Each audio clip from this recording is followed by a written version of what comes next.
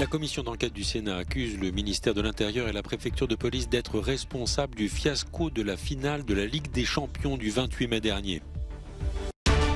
Selon le Centre européen de prévention et de contrôle des maladies, le variant BA5 sera dominant dans la plupart des pays de l'Union européenne d'ici la fin du mois.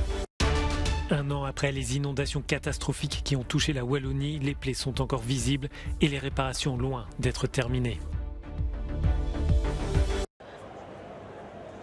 Le fiasco de la finale de la Ligue des Champions qui s'est tenue le 28 mai à Paris est un enchaînement de dysfonctionnements et de défaillances aussi bien dans l'exécution que dans la préparation du match. Les conclusions du rapport du Sénat sont sans appel et font porter la responsabilité du chaos à la préfecture de police et au ministère de l'Intérieur.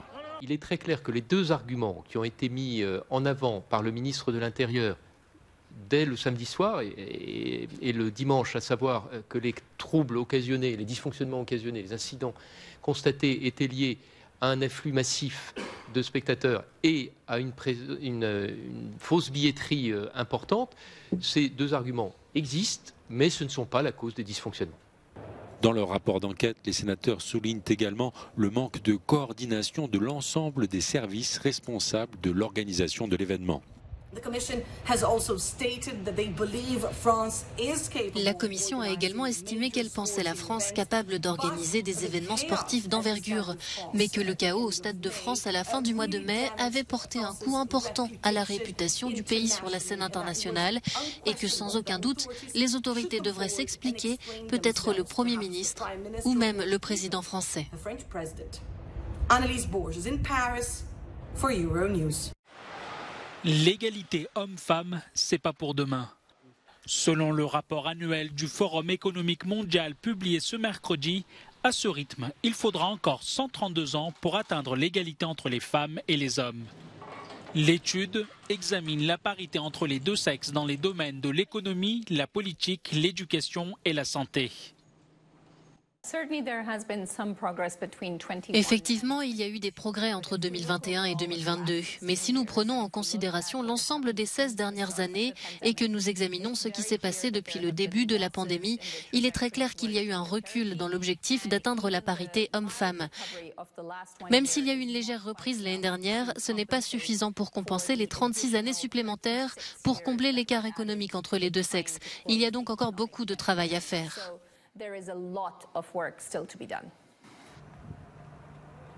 L'Islande, comme l'an dernier, est le pays le plus égalitaire devant la Finlande, la Norvège et la Nouvelle-Zélande. La France, quant à elle, se positionne à la 16e place sur 156 pays. Les autorités sanitaires européennes restent préoccupées par la propagation rapide du sous-variant d'Omicron dénommé BA5. Dans des pays comme la Roumanie, le nombre de cas quotidiens a été multiplié par 24 au cours du dernier mois. Certains médecins semblent cependant confiants.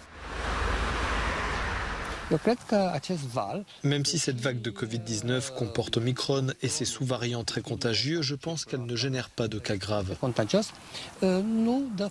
C'est pourquoi je ne m'attends pas à autant de cas nécessitant une hospitalisation et exerçant une pression sur les hôpitaux. Selon les autorités sanitaires européennes, les vaccins contre les autres variants n'empêchent pas la propagation des nouveaux, mais ces vaccins restent efficaces pour prévenir les formes graves de la maladie. By the end of this month, BA. À la fin de ce mois, BA5 sera le variant dominant dans la plupart des pays de l'Union européenne. Ce que nous observons en ce moment est le signal du début d'une nouvelle vague de Covid-19 très répandue dans l'Union, potentiellement similaire à ce que le Portugal a connu plus tôt cette année.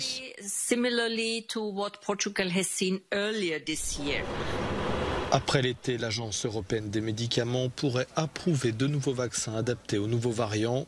Pour l'heure, le vaccin contre BA5 est encore en phase de développement clinique. L'euro a plongé sous le seuil symbolique d'1 $. C'est une première depuis décembre 2002. L'inflation s'accélère aux États-Unis et ouvre la porte à une politique monétaire encore plus stricte. Conséquence directe, l'euro s'est échangé pour moins d'1 $ ce mercredi avant de repasser au-dessus de la parité. La chute de l'euro va potentiellement augmenter encore plus l'inflation et cela pourrait aggraver un peu plus la situation. En Europe, nous importons beaucoup de pétrole et beaucoup de produits de base. L'Allemagne, qui est la plus grande économie européenne, est très dépendante de ces importations qui deviennent de plus en plus chères. Mais cette situation fait le bonheur de certains. Avec un pouvoir d'achat renforcé, les touristes américains sont plus enclins à dépenser dans les pays de la zone euro. C'est génial, la parité nous facilite la tâche et augmente notre pouvoir d'achat. On peut donc bien profiter de notre voyage. Ça coûte moins cher de venir ici et faire du shopping. Je pense même qu'il est préférable de venir acheter ici plutôt qu'aux États-Unis. Parce que vous pouvez obtenir les mêmes choses. Donc oui, financièrement, c'est plus avantageux de venir ici.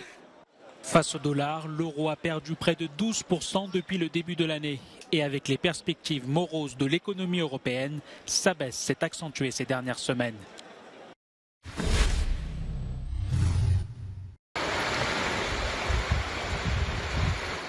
La Wallonie est toujours à la recherche de sérénité 1 an après la catastrophe. L'est de la Belgique porte encore les cicatrices des inondations qui ont tué une quarantaine de personnes et détruit de nombreux bâtiments. À Chênay, près de Liège, sous un nom d'emprunt, Marie se bat pour reconstruire sa maison. Il y a toujours des problèmes avec les assurances.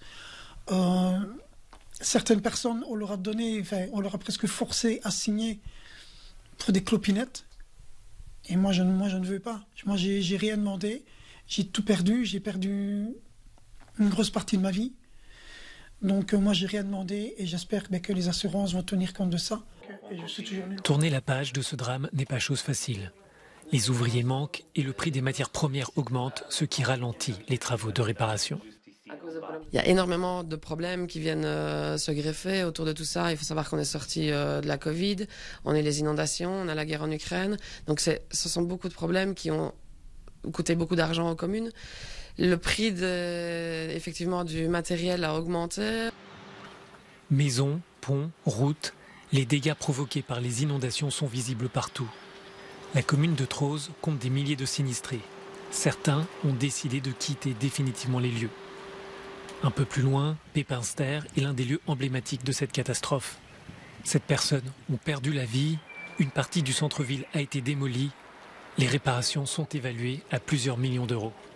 Nous avons travaillé énormément avec le gouvernement wallon afin de prévenir d'éventuelles inondations qui, normalement, malheureusement, avec le changement climatique, risquent de se reproduire. Et donc, élargir le lit de la Vesdre et créer des zones d'immersion pour amortir le choc de l'eau au moment de la montée des eaux. 1 an après, les inondations hantent toujours les communes belges comme Pépinster qui cherchent à se reconstruire pour ne plus revivre un tel drame. Pour les citoyens, il s'agit d'une blessure qui prendra encore beaucoup de temps à se refermer. Pedro Sacadura, Euronews, Pépinster.